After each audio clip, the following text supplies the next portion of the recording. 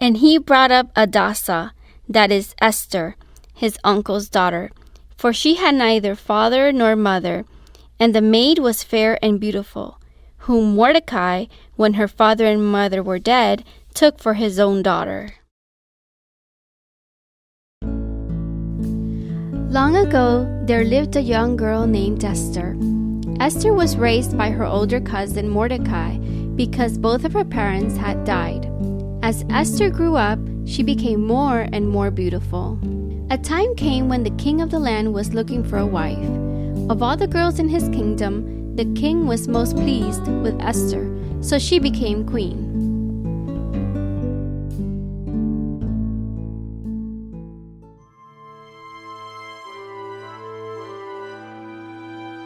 One important palace rule was, do not come to the king unless he calls you.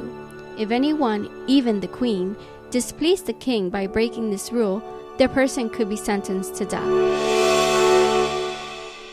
Perhaps this rule would not have mattered to Esther if it had not been for a royal official named Haman. When the king gave the command that people should bow and honor Haman, Haman expected everyone to just do that. But Esther's cousin Mordecai would not bow down, and Haman became very, very angry. Soon, Haman thought of a way to get rid of Mordecai. In fact, Haman planned to get rid of all of Mordecai's people.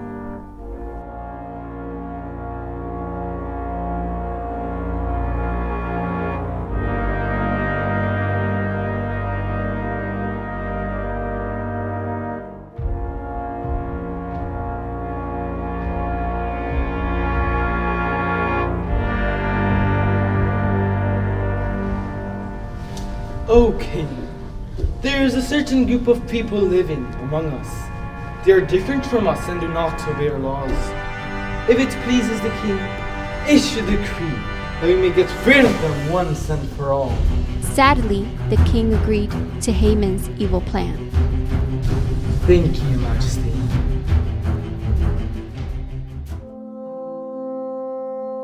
Now God's people were in terrible danger, for they were the ones Haman planned to destroy.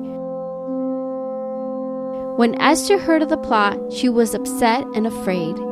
No one in the palace knew Esther was one of God's people too. Esther could not stand by and watch her people die.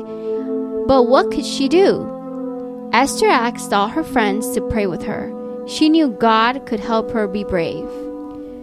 Esther did not forget the palace rule. Do not come to the king unless he calls you. But Esther had to speak to the king. She had to save her people. Esther decided to go against the palace rule.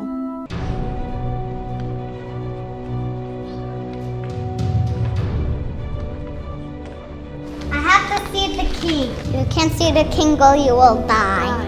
Yeah. If I die tonight, I have to see the king. And she bravely walked into the king's throne room.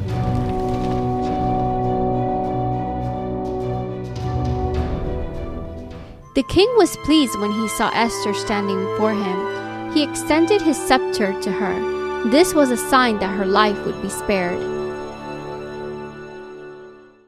What is your request? Grant me my life and spare my people, for our enemy Haman has a plan to destroy us all. When the king heard this, he immediately put an end to the evil plan against God's people, and Haman was punished for trying to trick the king. Esther was made queen because of her beauty, but it was because of her courage that God's people were saved.